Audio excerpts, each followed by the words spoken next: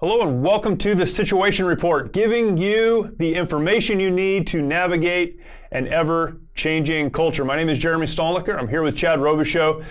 And in the large number of issues that we're dealing with as a culture, there is one that continues to rise to the top of the larger cultural conversations. And there are so many issues, it's hard to keep track, but this one keeps coming up and you're aware of it.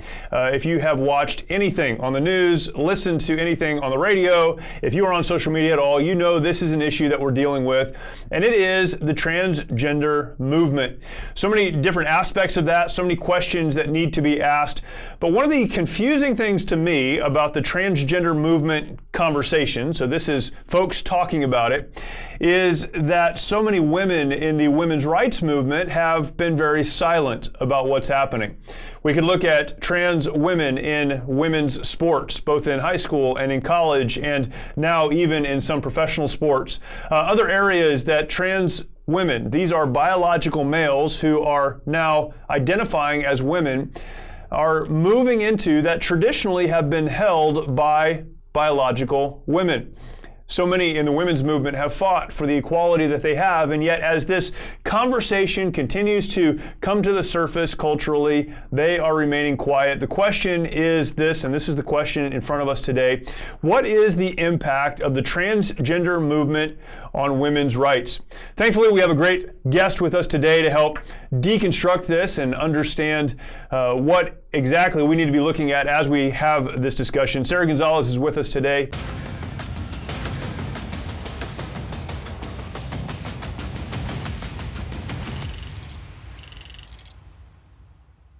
Sara, thank you for joining us.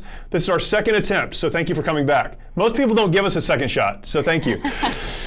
Really appreciate it. Sara, for those of you that don't know her, is the host of the news and Why It Matters on the Blaze Network. She's a political commentator. She has her own YouTube channel, which you need to check out, Sara Gonzales Unfiltered. And she is a mother, probably the most important thing on her resume, and apparently a karaoke expert, but not in that order. That's what I've heard. Yes.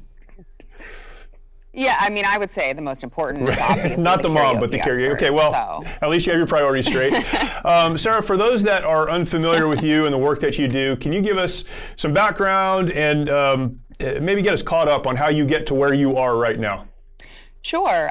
Well, you know, quite honestly, I am one of the few grateful and lucky people who, or I should say blessed actually, who was able to turn a hobby into a full-time career. Politics and law in particular is something that I always have really just been very, very interested in. I graduated with a degree in criminology and a minor in forensic psychology. And I remember I had a law, it was my crime statistics teacher in my major who asked me, please come to office hours. Now, as a senior in college, you have a random professor who asks you to come to office hours and you get a little bit nervous. Right. But it turns out he just wanted to tell me that all of my essays that I had written he loved. He wanted me to go to law school. He thought that I would do really well there. But as a senior who was graduating in 3.5 years, I had done a lot of work to make sure to cut my time in school short. Sure. And it was a really difficult thing for me to look and say, you know what, I'm going to commit myself to all this, school and money, really. So yeah. I decided not to do it, but it was always a passion of mine. I was always very into it and involved. I started blogging with the website that is redstate.com. They bumped me to a front page editor, and from there I got the experience that was necessary to move over to the blaze.com, where I started out here actually as a reporter on the .com side, writing stories for the company. And I told them, I said, I really want to do on camera. I'm very interested in on-camera work. And I started appearing on Dana Lash's show when she was here. Yeah. And just kind of, there was an opening and I was able to snag it. And I've never looked back. It's just politics and government. And I mean, how culture affects politics has always been a great passion of mine. And I just feel really blessed that I'm able to call this my full-time career now. Yeah, fantastic. Yeah. You do awesome at it. I know one of my favorite, when I go down to the Blaze and get the opportunity to be on Glenn's show and speak, I always ask, can I get on Sara's show and talk about whatever current events they are. And yeah, so that's one of the things I enjoy, being in the news and why it matters. We're at a place. Thanks. And by the way, I still have the coffee cup I stole from you. Good. Just to remind me to go back on your show. But we're at a place in our time in our culture right now where everybody gets to decide like what gender they want to be, who they want to be, what age. I mean, it seems just so confusing to me. And there just seems to be any little pushback. And if there is any pushback, then the left just attacks them. Aside from the many issues that ideology presents, how do you see this transgender movement as a threat to women's rights? I mean, to me, I've been speaking out on this regarding women's sports because as an athlete, I just have so much respect for women in sports. These young girls that work their whole lives to be able to earn a college scholarship, and it's being taken away from them because of this. Where do you see women's rights being under attack from the transgender movement? Yeah, I mean, I would completely agree with you that the place that most people recognize that it is the most under attack, women are threatened the most is, of course, in women's sports. And I think that you need to look none further than, the woman, the MMA fighter who had her skull fractured. She had her skull beaten in by a transgender woman, so a biological man, who thought that it would be a good idea to put those two together face to face. I don't know, because as science tells us, men are obviously, stronger uniquely in certain muscle groups, muscle categories than women. So I would say the obvious answer, I think, is women's sports. High school girls' sports, you're going to see high school girls that have aspirations of going to college on a scholarship that they aren't going to be able to get now if we are doing this song and dance where you cannot discriminate against biological men, biological boys, if they in fact choose to take a position in women's sports.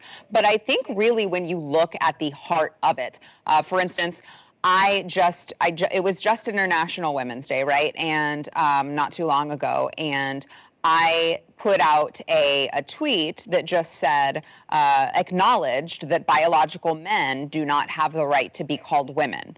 And I was labeled as transphobic. And so I think that, as much as we jump to the sports idea that, women are very, very threatened in sports, I think that it is more pervasive than that. I think that even women in everyday life, mothers especially, even in Canada, they're going after mothers who actually would tell their child, you know what, I know that you feel like you are a girl, but you were born a boy and you're actually a boy. I mean, you can get in trouble for that in other countries now.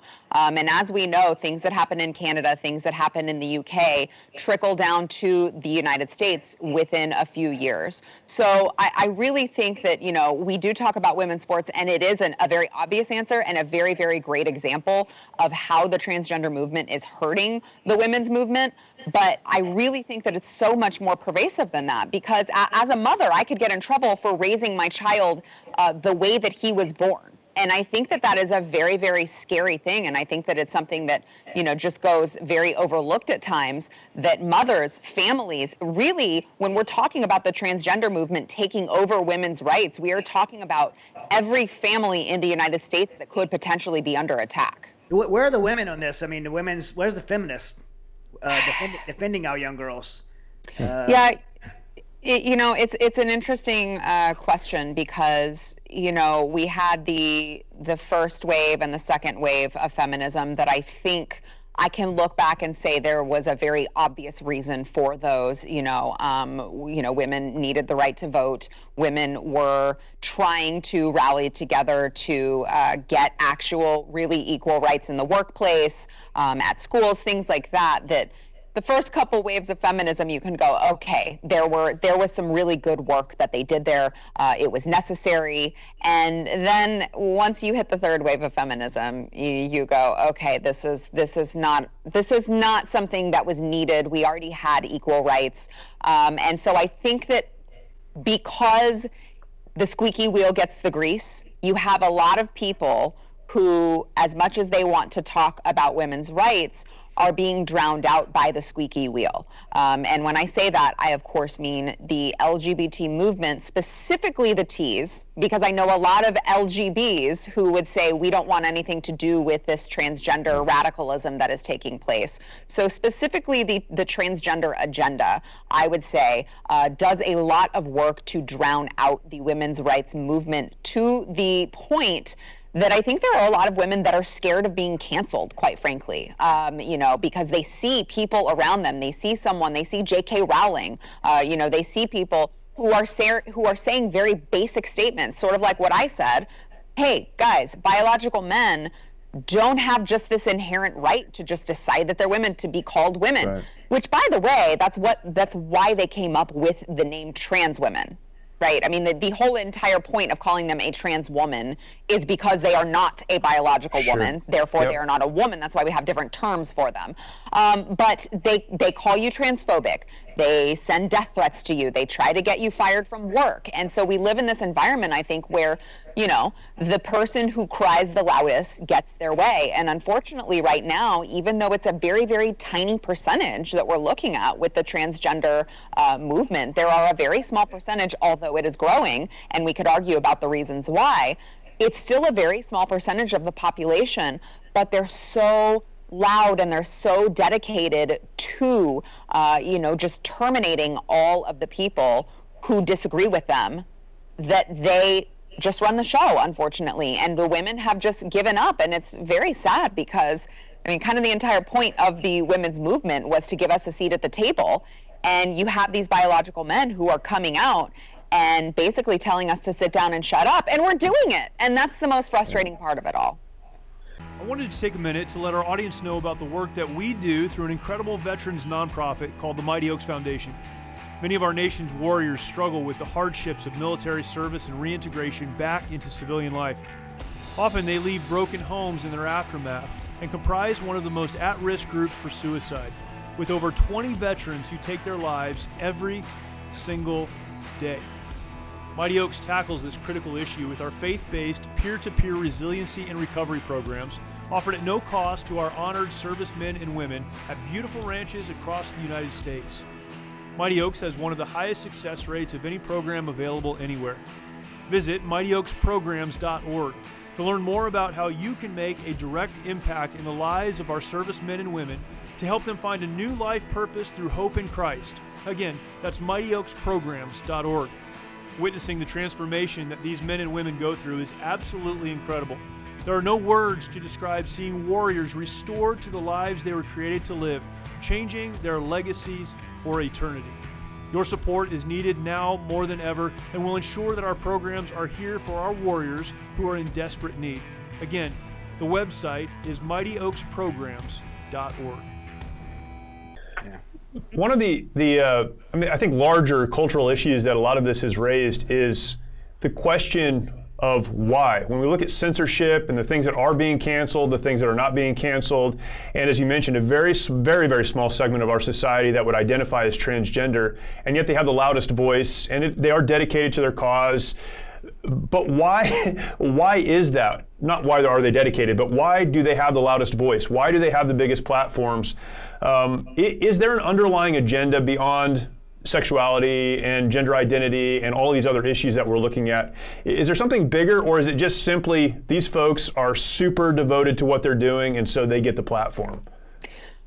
I think that, it's a complex question, I think, because I think that there are a lot of, it depends on the person, right? It depends on the situation that they find themselves in. But I do think that there are a lot of people who are radicalized by the movement who wouldn't necessarily be radical without it. So what I mean by that is, I think that there are a lot of people who start out that, they are being told certain things by the movement. We need equal rights. We need this. We need that.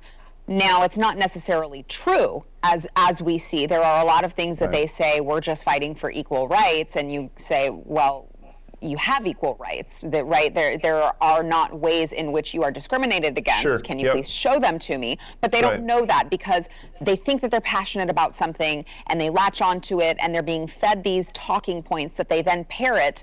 But I think from the top down, they are radicalizing these people to really eat, sleep, and breathe this issue because they genuinely think that there is discrimination going on. They genuinely do believe these things. And I think, unfortunately, as we see in Marxism and so many things within the left, they are useful idiots. And I hate to say it like that, but Sure. Unfortunately, that really is what they have become. They don't double check to see if this is true. And you know what? I will say that I think that the most unfortunate part of that aspect of it is that you have all of these leftists, including a lot in the medical profession, that are pushing these people into a lifestyle that will make them more prone to depression, to suicide, to all of these things that you would never want for someone, and so I think that, with the top of the LGBT movement, the organization, I think that they do have an agenda to radicalize these people. I think that they work in conjunction with the medical profession, specifically mental health professionals, and I think that really there is a sinister ploy up at the top just to make things more postmodern, which means there are no truths. There are no absolute truths. Gender, there is no truth. Gender is fluid, and they'll tell you that is science.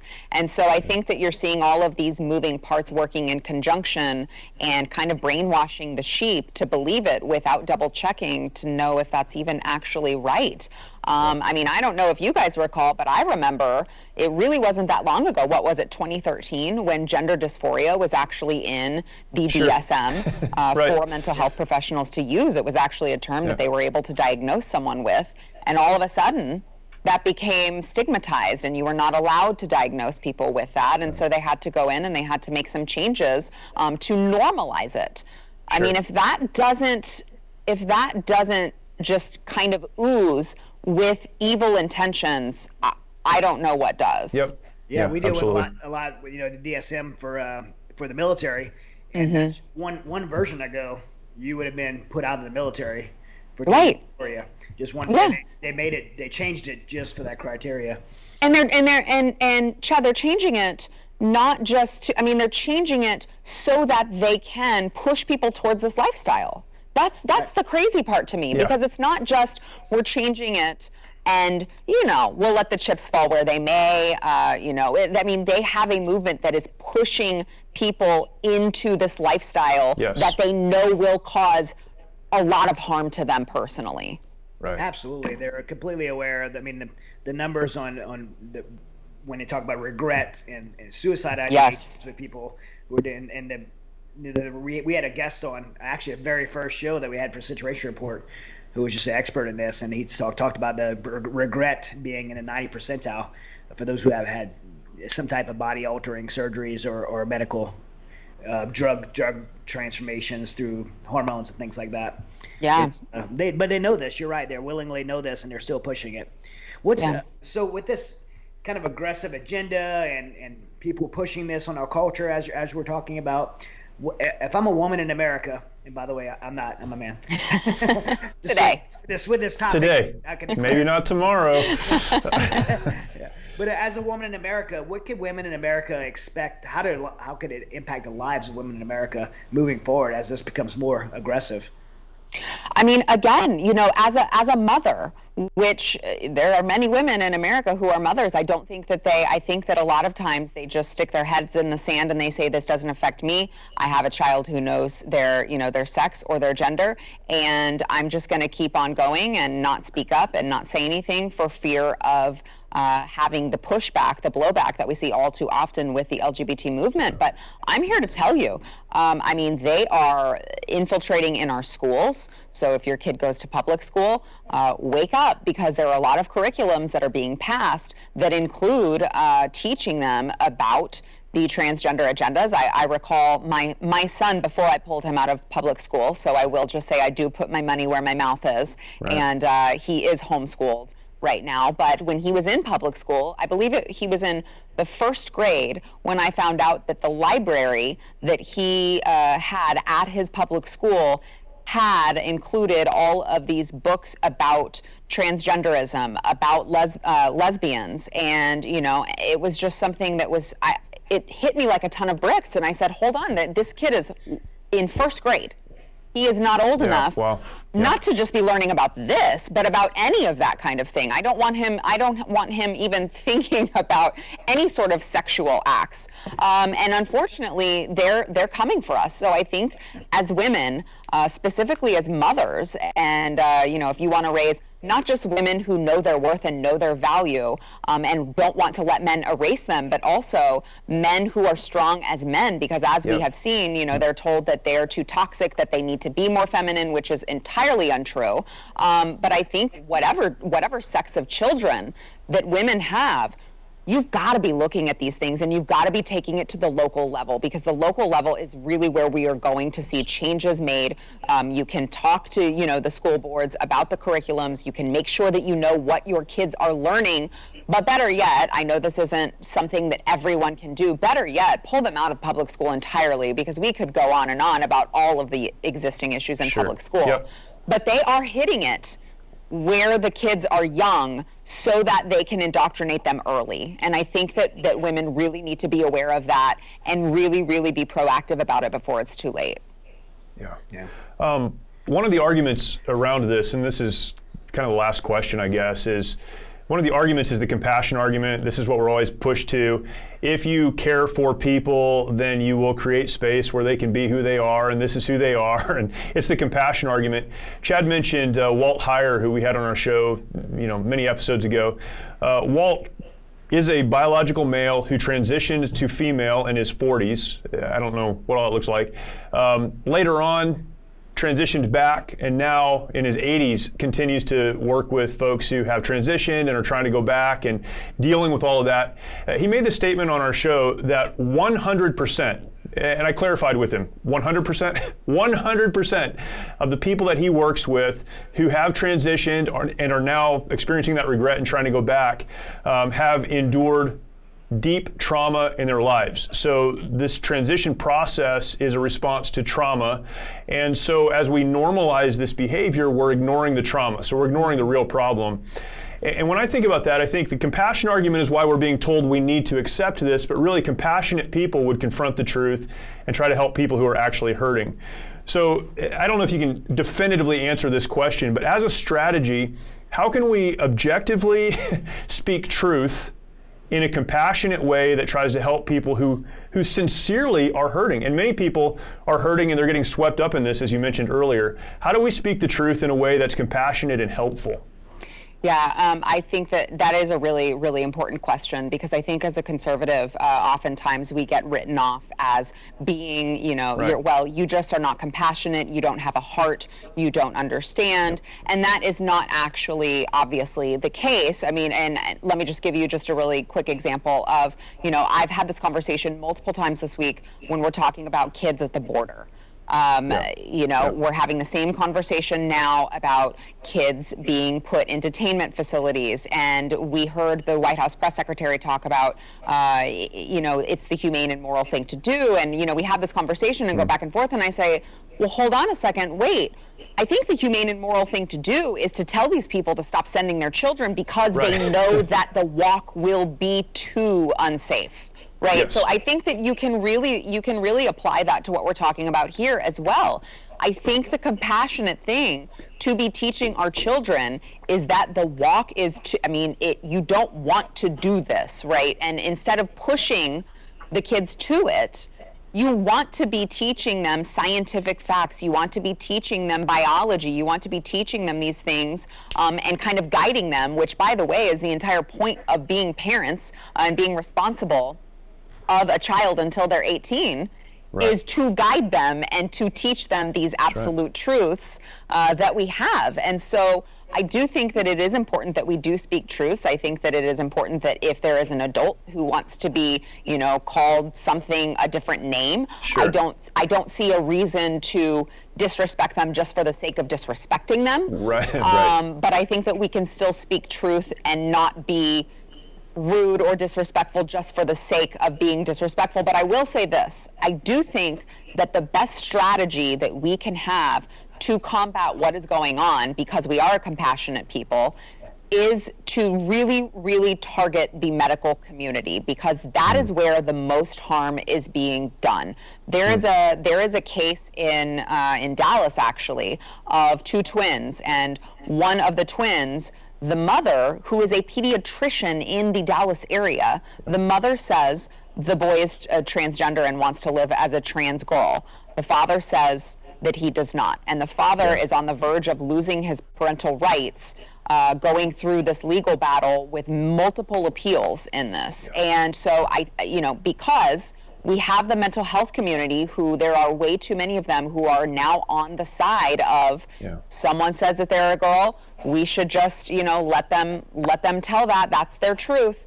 And I think that the longer that the mental health community continues to put these kids, at a detrimental place where they don't understand truth and they have these professionals who are really encouraging the behavior, I just don't see the problem really being chopped off at the root. So I think that the root cause is we have to find a way to get to our mental health professionals to let them, know that this is hurting kids. What they're doing right now and what they're diagnosing and what they're pushing kids towards is hurting them. And unfortunately, I think that until we really, really get the mental health community and the medical community to come back from this part of the pendulum that they're on, I think that we're going to see a lot more damage done until we can figure out how to do that. Yeah.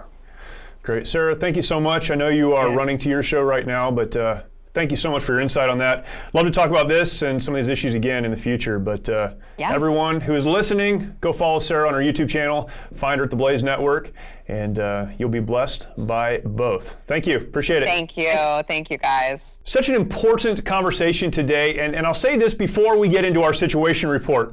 This is a conversation that very few people are having, and more people need to have. This is not a conversation about casting dispersion on a particular group of people or a segment of society. It's not that, although often it is characterized that way. This really is a conversation that seeks to understand what are the consequences of the decisions that are being made right now. What other groups of people will be impacted by so many of the things that we seem to be talking about without asking the right questions about. I'm thankful that Sarah would spend some time with us, so eloquently put on many of these issues, and she's so direct and so clear. Just appreciate the conversation and her perspective on these things. And so I want to break down a few of the highlights in today's situation report. The first one is this, and Sarah mentioned this. We brought this question to her in this way: what is the impact of the transgender movement on the women's rights movement? That's a fair question. She broke that down. She talked about the various aspects of the women's rights movement, but then she transitioned us to the larger conversation, and I think this is important for us to see clearly.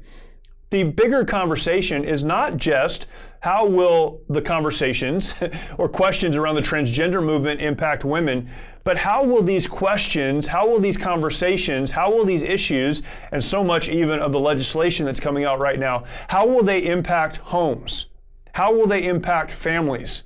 It's not simply women and women's rights that will be impacted by what's happening. It is society at large. We must take this seriously. Very important for us to understand.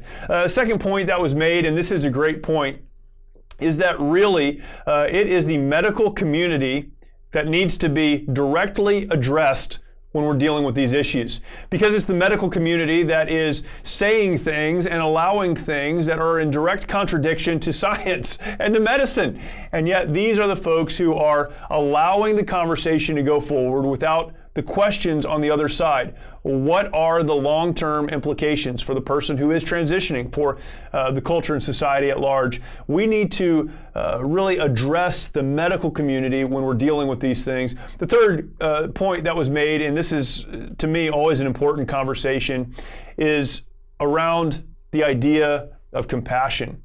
It is not a lack of compassion that motivates us to ask these questions.